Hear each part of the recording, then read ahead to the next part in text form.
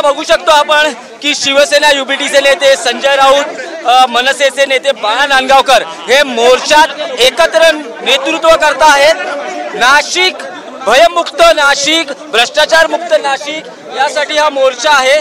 दोन्ही नेते आपल्याला कॅमेराच्या एकत्र फ्रेम मध्ये बघायला मिळत आहेत। राज ठाकरे सहभागी पाहू ना, ह्या सगळ्या मोर्चामध्ये सगळे हजारो शिवसैनिक मनसे सैनिक एकत्र आल्याचं आपल्याला पाहायला मिळतं। यापुढे येत राहतील।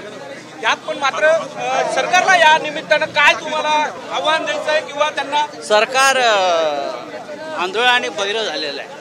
यात हनी ट्रॅपचा देखील मोठा प्रश्न घेण्यात आलेला आहे। मात्र हनी ट्रॅपच्या बाबतीमध्ये सरकारने मात्र ठोस उपाययोजना याबद्दल चौकशी केली असं वाटतं। सरकारच अडकलं हनी ट्रॅप मध्ये, ते काय चौकशी कर। शेतकऱ्यांचा देखील मोठ्या प्रमाणात